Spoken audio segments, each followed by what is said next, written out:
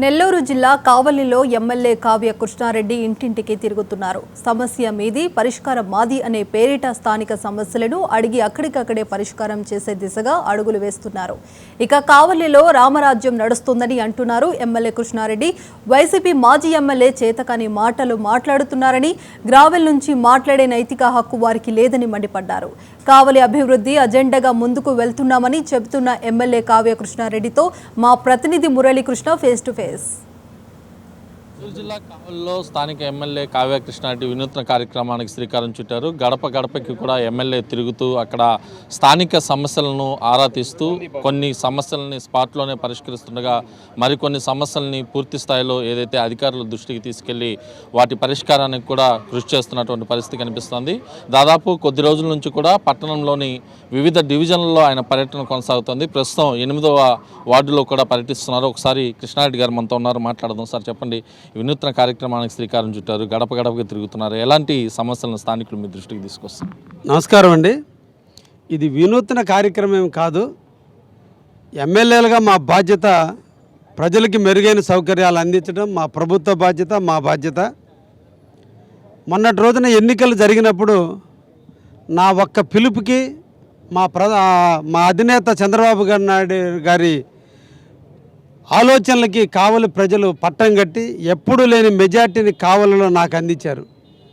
అంటే వాళ్ళు ఇచ్చిన బాధ్యతను నేను కర్తవ్యంగా తీసుకొని ఈ రోజున వాళ్ళకి సేవ చేయాలి, కావాలని కాపు కాచుకోవాలి, కావాలని ప్రజలకి మెరుగైనటువంటి సౌకర్యాలు అందించాలనే ఉద్దేశంతో ఇంటింటికి ఎమ్మెల్యే అనేటువంటి కార్యక్రమాన్ని తీసుకొని సమస్య మీది పరిష్కారం నాది, ఏ సమస్య అయితే పరిష్కారానికి అవకాశం ఉన్నటువంటి సమస్యలు ఏవైతే ఉన్నాయో అవన్నీ కూడా నా దృష్టికి తీసుకురండి, నేను వీలైనంత వరకు పరిష్కారం చేస్తానని చెప్పి పిలుపునిచ్చి ఈ రోజున 8వ వార్డులో పర్యటించడం జరిగింది. ముఖ్యంగా కావలి పట్టణంలో దాదాపు 40 వార్డులు ఉంటే మేము నాయకులందరికీ కూడా చెప్పింది, ఇది రాజకీయ వేదిక కాదు, ప్రజా సమస్యలు తెలుసుకునేందుకు ఇంటింటికి ఎమ్మెల్యేగా నేను వెళ్తూ నాతో పాటు ప్రభుత్వ అధికారులు వస్తున్నారు. ఆ వార్డుకు సంబంధించిన నాయకులు తప్ప ఇతర వార్డుల నాయకులందరూ వద్దు, ఇది ఆర్భాటాలకి అంగులకి సంబంధించినటువంటి కార్యక్రమం కాదు, ప్రజలకి సేవ చేసే అవకాశం మనకు దక్కించారు ప్రజలు, కాబట్టి మనం సేవ చేద్దామని చెప్పి ఈరోజు ఈ కార్యక్రమాన్ని తీసుకోవడం జరిగింది.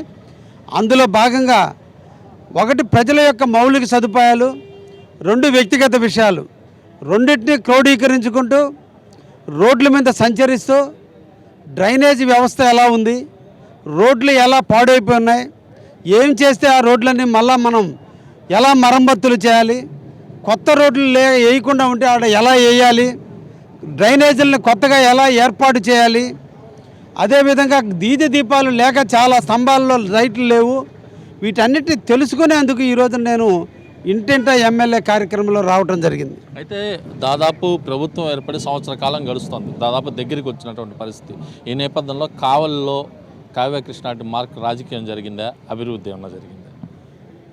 కావలిలో పేదవాడికి గౌరవం దక్కింది, పేదవాళ్ళ రాజ్యం నడుస్తుంది, పేద బడుగు బలహీన వర్గాలు స్వేచ్ఛగా జీవించగలుగుతున్నారు, దౌర్జన్యాలకి దహంకారాలకి గంజాయికి ఏటికి లోని కాకుండా ఈరోజు ప్రజలు స్వతంత్రంగా స్వేచ్ఛగా కావల్లో జీవిస్తున్నారు. గత ప్రభుత్వాలకి విరుద్ధమైనటువంటి విధానంలో ఈ రోజున ప్రజలు స్వేచ్ఛగా జీవిస్తున్నారు. అదే మొదటి విజయంగా, ప్రజల విజయంగా, పేదవాళ్ళ విజయంగా అభినందిస్తున్నాం. వ్యాపారస్తులందరూ కూడా బ్లాక్మెయిల్ రాజకీయాలకు దూరంగా, కప్పం కట్టే రాజకీయాలకు దూరంగా వ్యాపారం చేసుకోవాలంటే రాజకీయ నాయకులు కనుసన్నల్లో ఉండాలనే ఆలోచనకు స్వస్తి పలికి స్వేచ్ఛగా వ్యాపారస్తులు వాళ్ళ ఇళ్లల్లో వాళ్ళు వ్యాపారం చేసుకుంటున్నారు. అంతకంటే కావాల్సిన ప్రజారాజ్యం ఇంకెక్కడ ఉంటుంది? అది కావల్లో నడుస్తుంది, అది ప్రజల్లో నుంచి వస్తుంది. ప్రజారాజ్యం ఇది ప్రజల కోసం ఏర్పడినటువంటి ప్రభుత్వం. కావలిలో ఎమ్మెల్యేగా కావ్య కృష్ణారెడ్డి ఉన్నంతకాలం కావ్య కృష్ణారెడ్డి పేదలకు ఎప్పుడు అండగా ఉంటాడు, వ్యాపారస్తులకు అందరుగా ఉంటాడు, అందరూ స్వేచ్ఛగా జీవించేటట్టు ఎప్పుడూ కాపు కాస్తూనే ఉంటాడు.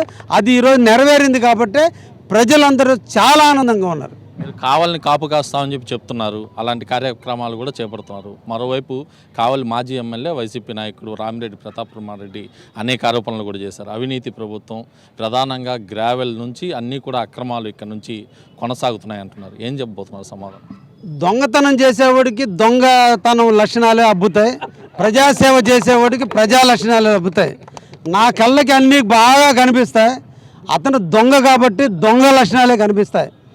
ఎస్, నేను ఎమ్మెల్యేగా కావలిలో గెలిచిన కాడించి కావలిలో ఉన్నటువంటి ట్రాక్టర్ ఓనర్లందరూ గత పాలకుల నిర్లక్ష్యానికి దాదాపు 270 ట్రాక్టర్లు అమ్ముకున్నారు. వాళ్ళందరూ నిరుపేదలు. బిడ్డలను చదివించుకోవడం కోసం కూలీనాలు చేసుకుంటూ వ్యవసాయదారులకి ట్రాక్టర్ల బాడుగులు పెట్టుకుంటూ మిగతా టైంలో పేదవాడు కానీ ధనవంతుడు కానీ మా ఎమ్మెల్యే ఇల్లు కట్టుకున్న బేస్ మట్టాలకు మట్టి తోలుకోవటం అవసరం ఉంది. సిమెంట్ ఎక్కడ దొరుకుతుందో, ఏ షాపులో దొరుకుతుందో ప్రజలకు తెలుసు. స్టీల్ ఎక్కడ దొరుకుతుందో తెలుసు.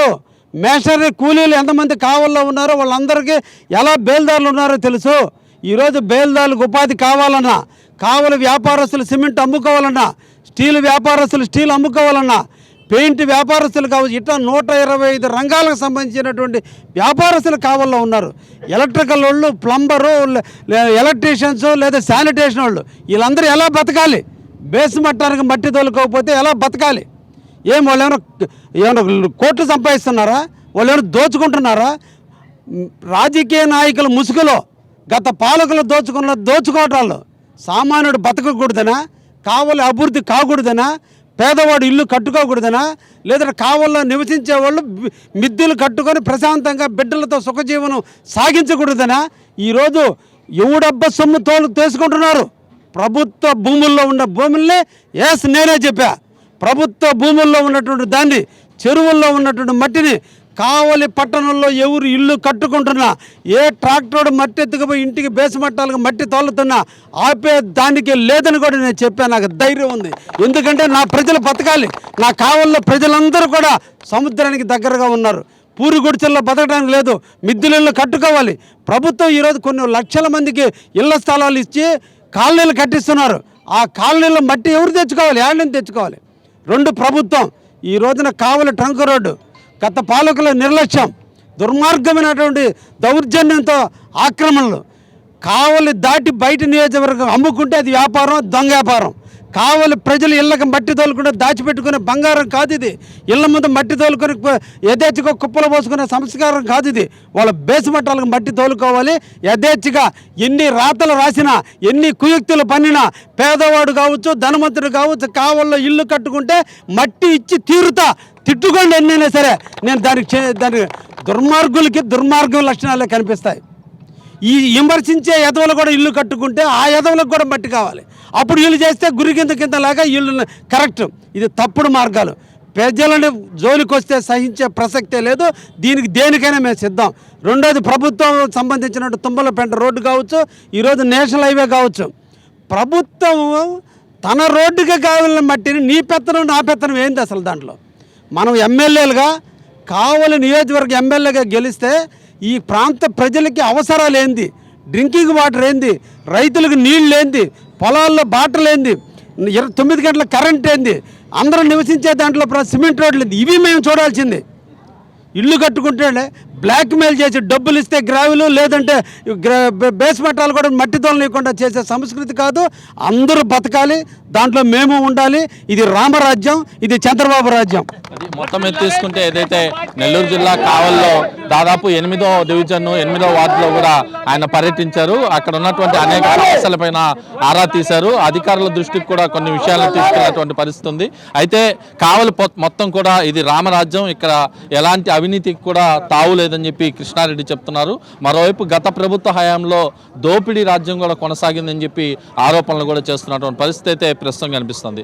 ఇది కావలి ఎమ్మెల్యే గడప గడపకి ఎమ్మెల్యే కార్యక్రమంలో తాజా పరిస్థితి.